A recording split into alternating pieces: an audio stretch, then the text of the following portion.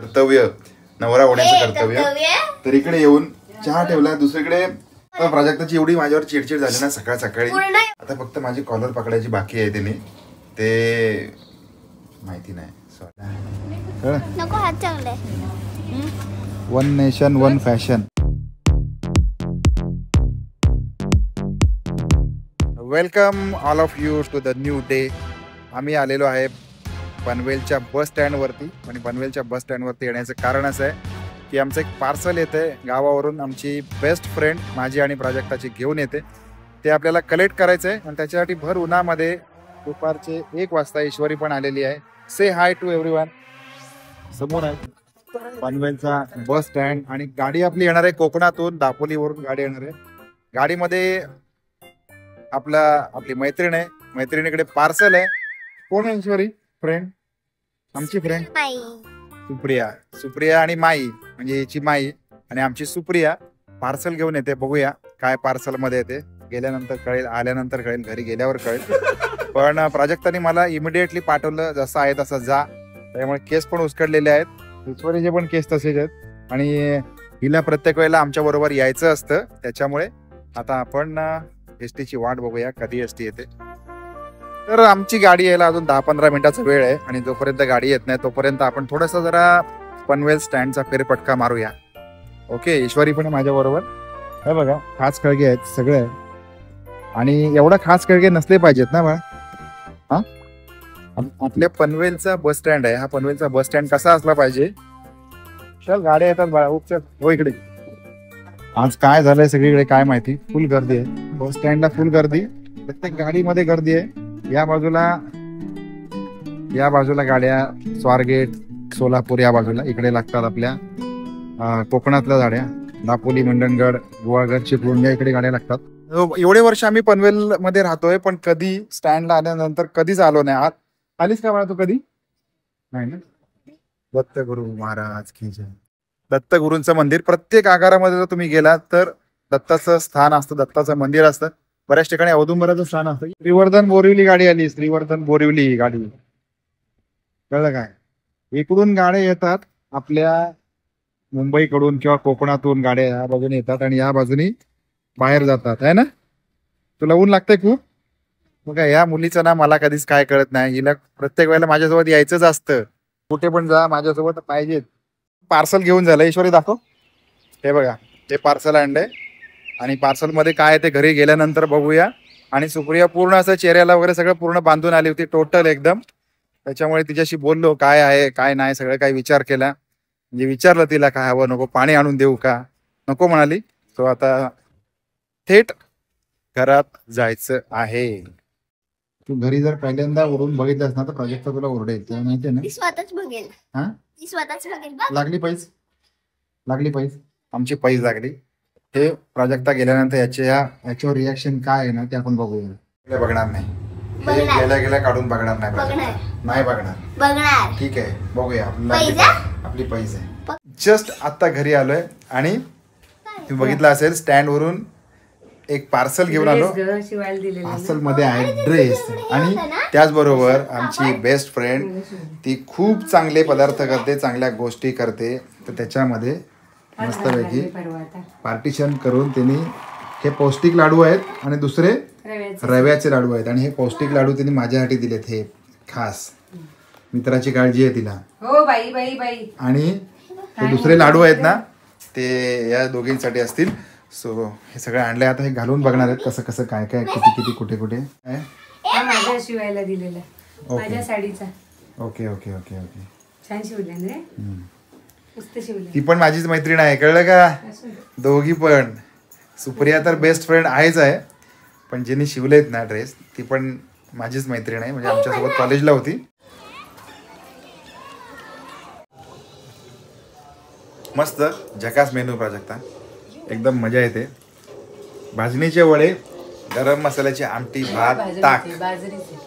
Sorry बाजरीचे वडे म्हणजे भाजणीचे वडे असल्यासारखंच आहे ना का नाही. थोडा वेगळा प्रकार आहे. प्रॉपर बाजरीचे वडे. बरोबर हे भाजणीचे वडे आहेत आणि मस्त जेवायला बसलो. ईश्वरीला खूप जास्त आवडले असं वाटतंय मला. सॉरी सॉरी म्हणून नाही चूक झाली, माझ्याकडून चूक झाली, तुझं सगळं ते माझ्याकडून चूक झाली. चूक अशी झाली की मी सकाळी चहा करायला घेतला, ह्या दोघे जणी झोपलेल्या असताना म्हटलं आज आपण आपलं कर्तव्य पार पाडूया, कर्तव्य नवरा होण्याचं कर्तव्य. तर इकडे येऊन चहा ठेवला, दुसरीकडे गॅसवर दूध ठेवलं आणि थोडंसं बाहेर जाऊन बसलो. तितक्यामध्ये बघा किती नुकसान झालंय. आणि इतकं नुकसान आणि पूर्ण गॅसवर आता प्राजक्ताची एवढी माझ्यावर चिडचिड झाली ना सकाळ सकाळी पूर्ण एवढा की गॅस फक्त बाबा हा? आहे बाब दाखव त्यांना हा. पूर्ण एवढा गॅसवर ठेवला होतास तू. सॉरी ना, मग माझी चूक आहे. आता फक्त माझी कॉलर पकडायची बाकी आहे, त्याने ते माहिती नाही. सॉरी. आता हे सगळं आवरतो, सगळं करावं लागेल मला. ह्या बाकी याच्यामध्ये कोणी मदत करणार नाही. सो हे करून घेऊया. ओके ईश्वरी, तू मदत करशील? नीट स्वच्छ तू करशील? मी ब्रश करायला चालले. हा, ब्रश करायला चालले. ही ब्रश करायला जाणार. ठीक आहे. हे बघा दाखवतो. एवढं दूध इथून खाली गेलं. आता शुभशकून का अपशकून म्हणून कळत नाही, पण हे इतकं दूध खाली गेलं, इतकं जवळपास 100 ml दूध नुकसान झालं. ईश्वरी प्लीज हेल्प मी. असं पकडशील काय? हे असं नाही, हे असं पकड, हे असं पकड जरा. आता हे सगळं क्लीन करून घेतो. हा, तिथल्या तिथे उचलतो. I know that. गरम आहे ना बाबा हे? काय गरम आहे. हे गरम असू दे, पण हे आता हे सगळं किती मेहनत आहे ते मी माहिती नाही आहे करणार, ते मी नाही करणार. मी एका साईडला पकडू शकते. पकडून ठेव असं.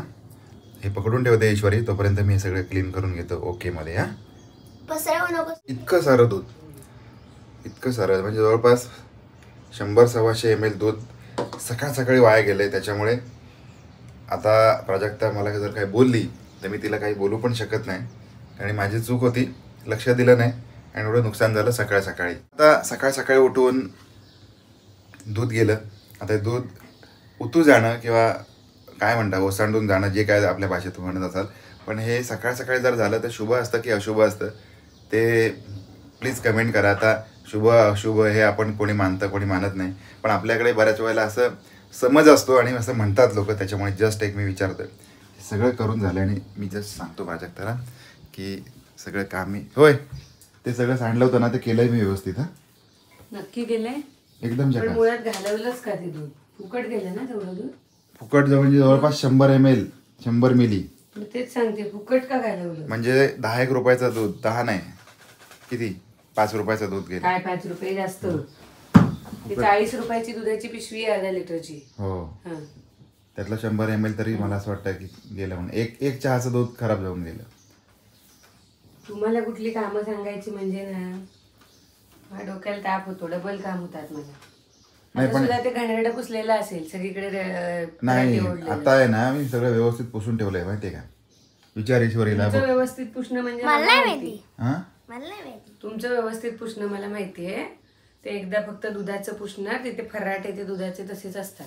नंतर काय मला माहिती, परत पण मग स्वच्छ एकदा चेक पुसावं. कर. माझ्याकडून मी व्यवस्थित पुसून ठेवलंय माझ्या मते तरी. चेक करून परत मी मला माझं पुसायला 100% दिलेलं आहे. आता तू चेक कर काय असेल तर प्रॉब्लेम. ओके, चेक करून सांगणार तुम्हाला आणि तुम्हालाच पुसायला लावणार परत.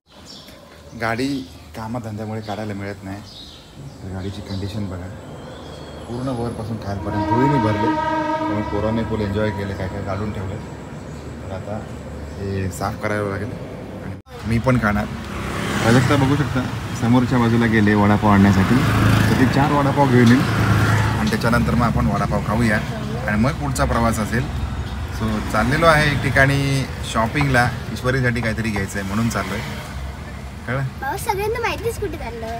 माहिती आहे नाही, पण अजून नाही सांगितलं आपण. ओके, उतरलोय आपण डीमार्टच्या बाहेर आणि दोघीजण निघाल्या एकदम सुसाटमध्ये. ती डीमार्टची आपल्या बॅक साईडची बाजू.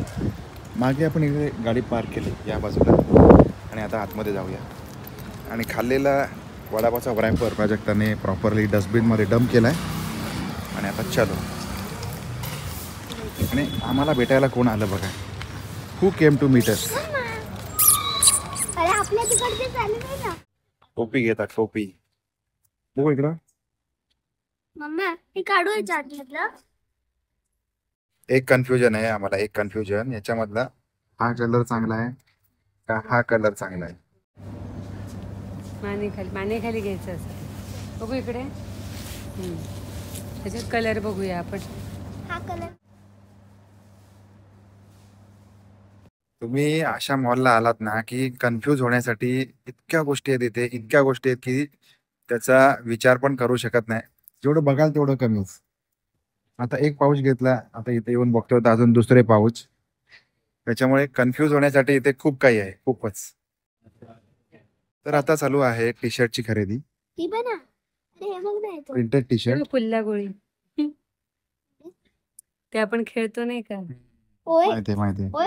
होय, होय. सोड. नको हात चांगलाय. One nation one fashion. Bye bye bye bye bye bye. आता डीमार्ट वरून खरेदी करून निघालेलो आहे. बरंच काय काय घेतलं, जाण्याची तयारी होती. त्याच्या दृष्टिकोनातून जे काय होतं ना ते घेतलं. थोडा वेळ थांबलो, त्याच्यामुळे जरा गाडीमध्ये हवा कमी आहे. कारण जवळपास महिने ते 1.5 महिन्यांनी आज गाडी काढली आम्ही, त्याच्यामुळे हवा कमी आहे. तर हवा भरून घेतो. 20 रुपये घेतात आमच्याकडे 4 टायरची हवा फिलअप करण्यासाठी. ठीक आहे, चहा आहे, चहा घेऊया. त्याचबरोबर काय पॉपकॉर्न खाऊया चहासोबत. जस्ट डीमार्टला जाऊन आलो. कालपासून काही ना काहीतरी जमवा चालले, खरेदी चालले, काही ना काहीतरी चालू आहे. आणि लाईट बंद केलाय. हे लाईट बंद कर आणि हा पण लाव असं सांगितलं मी. दुसरा हां तो नको, तो पण नको. ओके बस. तर आता हा चहा पिऊन घेऊया, बरोबर की नाही? काय म्हणणे तुझं? हे नेहमीच असतं माहिती ना. हो, डीमार्ट वरनं आलं की चहा झालाच पाहिजे. चहा झालाच पाहिजे. पण थोडासा मोकळा वेळ असतो ना, त्या कारणासाठी. पॉपकॉर्न पण आहेत, त्याच्यामुळे म्हटलं चहा एकच नंबर बेत. आणि अजून काय सांगायचं आहे का? आता आजपासून तयारी करायची. बरोबर. आणि दुसरी बॅग गोष्ट फक्त काढून झालेली आहे, त्याच्यामध्ये भरलेलं काहीच नाही. आणि दुसरी गोष्ट तुम्हाला सांगू का? जसं एक मध्ये वन नेशन वन इलेक्शन हे काहीतरी त्यांचं चालू होतं, विधेयक पारित करायचं वगैरे.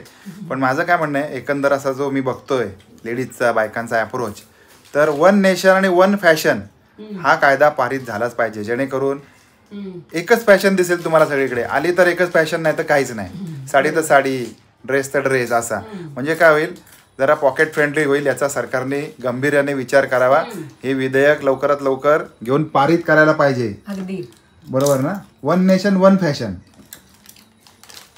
बरोबर आहे. हो म्हणतेस तू? हा मग म्हणजे तुम्हाला एका वेळेला एकच सगळीकडे फॅशन दिसेल, दुसरं काही नाही.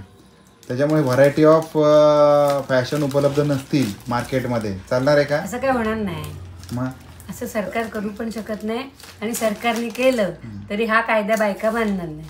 बरोबर. फक्त त्या साड्या नेसणार, जीन्स घालणार, स्कर्ट घालणार, फ्रॉक घालणार, सगळं घालणार. जे यांच्या फायद्याचं नाही ना ते करणार नाही. आणि फक्त यांना बहीण, लाडकी बहीण वगैरे असं पाहिजे. काय आम्ही नाही घेतलेलं. हां, तुम्ही नसेल घेतलं ना, पण आता आहे ना, आम्ही घेतलं. कायदा पारित झाला ना त्याच्याबद्दल पण. सो असू दे, जरा मजा आली, गंमत केली मी. काय नाही, सगळ्यांना मानधन मिळालं पाहिजे, वेळेत मिळालं पाहिजे. आणि जे गरजवंत आहेत, ज्या आपल्या बहिणी, त्यांना मिळालं पाहिजे. 100% बोलतो मी. आणि बस या थॉटसोबत हा व्हिडिओ एंड करतो आहे.